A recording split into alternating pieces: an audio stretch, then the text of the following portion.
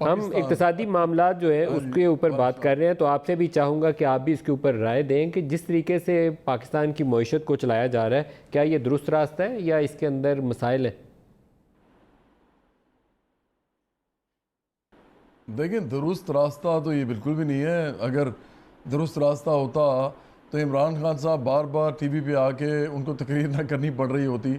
और जिस तरीके से वो जज्बाती तरीके से बातें कर रहे हैं, वो ख़ुद जो हैं वो मुझे लगता है कि इस वक्त वो नहायत परेशान हैं। उनको समझ नहीं आ रही कि उनके हाथ में चीज़ें हैं या नहीं है। मैं एक बात अलबत्ता ज़रूर करना चाहूँगा कि देखें, ये रियासत मदीना की बात करते हैं बार बार, और मैं हैरान हूँ कि ये अपने सियासी तरफ सिर्फ पार्टी को देख रहे हैं। रियासत मदीना की बात करते हैं तो क्या कोई खलीफा अगर आज होते या इवन रसूलुल्लाह सल्लल्लाहु अलैहि वसल्लम ये वाली इस तरह की जो हुकूमत है, ये उसमें उनका कोई मशवरा होता वो दे सकते, तो क्या वो ये कहते कि गरीबों में बोझ डाल दें, महंगाई कर दें गरीबों के लिए? ये रियासत मदीना ये थी कि आपने सारा का सारा बोझ जो है वो सारा का सारा बोझ वो मिडिल क्लास और गरीबों में डाल दिया है, और जो अमीर लोग हैं वो और अमीर हो ही जा रहे हैं। इस वक्त पूरी दुनिया में अगर आप सरमायादारी निज़ाम में देखें तो पूरी दुनिया में ट्रिकल डाउन कहीं भी नहीं हो रहा, और जो एक्यूमुलेशन ऑफ वेल्थ है वो बढ़ती जा रही है, जो पाकिस्तान में भी बढ़ रही है और पूरी दुनिया में भी बढ़ रही है। तो क्या पहले तो आप ये बताएं, अभी इन्होंने बड़ी मज़ेदार एक और बात की, इन्होंने अपनी तकरीर में, मैंने पहली दफ़ा इनको कोई एक्चुअली मुआशी नज़रिए के ऊपर बात करते देखा, इन्होंने तो आज तक कभी किया ही नहीं। और वो भी मुझे लगता है कि हमारे जैसे लोग जब बार बार ये बात कर रहे हैं तो उनको भी करनी पड़ गई कि जी वो एक लेफ़्ट होता है एक राइट होता है। एक ज़माना था जब भी कहते थे कि लेफ़्ट और राइट तो है नहीं, अब सिर्फ राइट और रॉन्ग की सियासत रह गई है, जो कि एक नहायत ही अजीब बात है।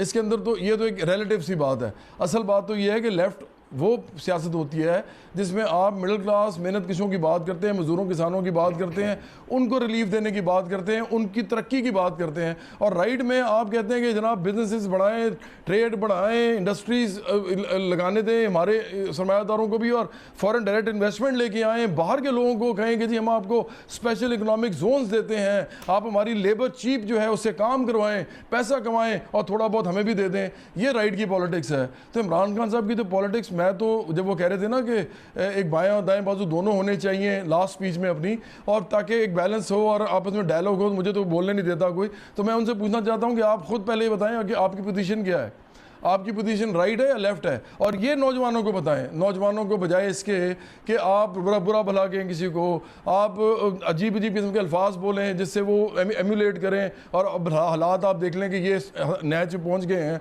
कि फवाद चौधरी साहब ने थप्पड़ ही मार दिया एक आदमी को।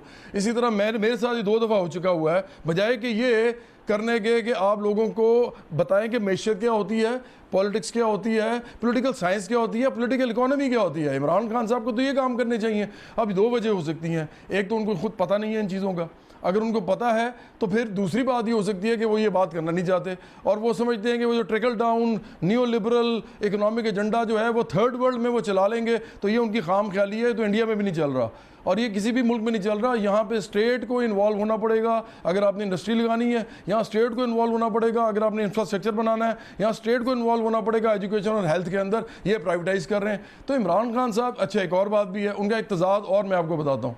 इमरान खान साहब का तो तजाद सबसे बड़ा है, वो एक तरफ कहते हैं कि जनाब मदीना की रियासत, उधर तो वजीफ़ा लिया था हज़रत अबू बकर सिद्दीक ने, और उन्होंने कहा था कि जी ये मदीने के मजदूर की उजरत का वजीफ़ा है मेरा, जो इतना लूँगा।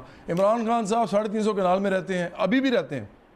भाई आप जन्नत में घर बना लीजिएगा ना, आप जन्नत में घर बना लें, अब बन गया होगा आपको, तो कहते रहते हैं मेरा ईमान बहुत है, तो यहाँ पे तो छोड़ दें, यहाँ पे एक आम आदमी के लेवल पे आएँ, ताकि फिर लोगों को ढारस हो कि हाँ हम पे अगर जोर डाला जा रहा है तो ये भी कुछ छोड़ रहे हैं। इनकी 14 प्रॉपर्टीज़ हैं, 14 प्रॉपर्टीज़ रखे बैठे हुए हैं। फिर अलीमा खान साहबा का भी मामला है, बहुत सारे मामला हैं, उन्होंने प्ली बार्गेन शायद किया है।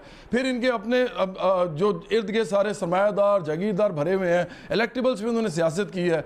मैं समझता हूँ कि एक पूरी दाएँ बाजू की जमात बन चुकी है इस वक्त पीटीआई, और उसके अंदर और भी मसले हैं। आप ये देखें अभी रिसेंटली उन्होंने क्या किया, अली मोहम्मद खान साहब ने, उन्होंने बिल की मुखालफत कर दी, पता नहीं किस बुनियाद पे की। आप इस पर डिबेट करवाएं ना, डिबेट करवाएं, वाजे करवाएं, लोगों की पोजीशनिंग पता चले। पाकिस्तान 21वीं सदी में पाकिस्तान किस तरह का पाकिस्तान चाहिए हमें प्रोग्रेसिव पाकिस्तान चाहिए, हमें ऐसा पाकिस्तान चाहिए जिसके अंदर एक आम आदमी को उसकी बुनियादी ज़रूरियात हल होने का कोई लगे कि शायबा कोई आ रहा है नज़र, या उसको लगे कि मुझे राइट्स मिलेंगे, या उसको लगे कि मुझे बेनिफिट्स मिलेंगे इस इकोनॉमी के।